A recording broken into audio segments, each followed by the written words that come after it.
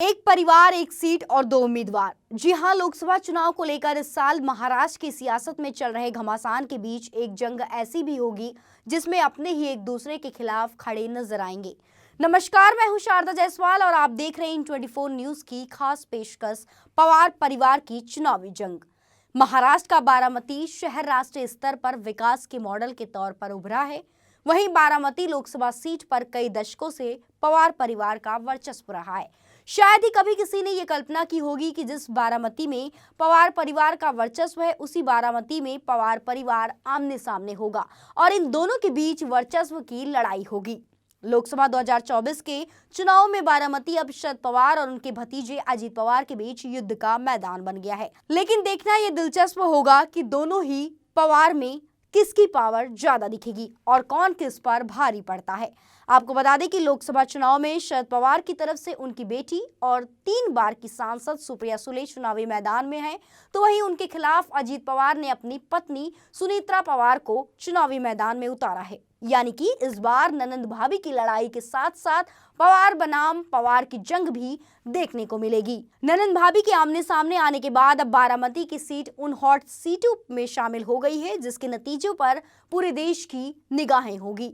यह चुनावी लड़ाई दोनों परिवार के लिए प्रतिष्ठा का भी सवाल है। हालांकि सुप्रिया सुले इसे सिर्फ वैचारिक लड़ाई बता रही हैं, लेकिन शरद पवार ने अलग हो चुके भतीजे अजीत पवार को एक सख्त संदेश भेजा है और कहा है कि लड़ाई वास्तविक है।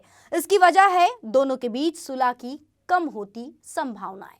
सर्वश्रेष्ठ सांसद पुरस्कारों की विजेता सुप्रिया सुले अपने पिता के 6 दशकों की विरासत और उनके बारामती के विकास में योगदान के अलावा अपने 3 कार्यकाल के दौरान किए गए कार्यों पर वोट मांग रही हैं। तो वहीं दूसरी ओर सुनीत्रा पवार अपने पति अजीत पवार के विकास के एजेंडे और करिश्मे को लेकर मतदाताओं के बीच पहुंच रही हैं।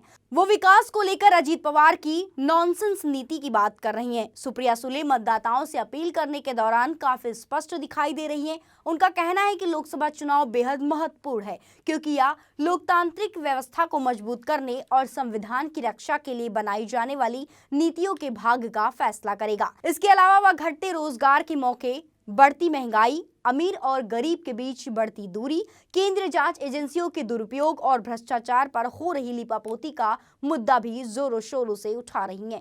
वहीं सुनीत्रा पवार प्रधानमंत्री नरेंद्र मोदी को तीसरी बार पीएम बनाने, देश की निरंतरता और स्थिरता को बनाए रखने की अपील कर रही हैं। लेकिन सुनीत्रा पवार के लिए सुप्रिया सुले को चुनौती देना इतना आसान नहीं होने वाला है। एक तो पवार परिवार के वरिष्ठ नेता शरद पवार की 6 दशकों की विरासत, सुप्रिया सुले के कामकाज और उनकी लोकप्रियता से आगे निकलना बेहद मुश्किल होगा। संयोग देखिए कि जिससे बारामती में सिर्फ एक ही परिवार का राज होता था, आज उसी बारामती में वही परिवार आमने सामने खड़ा हुआ नजर आ रहा है। बहरहाल देखना बेहद दिलचस्प होगा कि इस बार बारामती किस पवार का साथ देता है। लोकसभा चुनाव 2024 में पवार बनाम पवार की लड़ाई बेहद दिलचस्प होगी और इस पर सभी की निगाहें भी होगी। फिलहाल इस पेशकश में अभी के लिए इतना ही। बाकी की ताजा तरीन खबरों के लिए बने रहिए इन 24 न्यूज के साथ। मुझे यानी शारदा जायसवाल को दीजिए इजाजत। नमस्कार।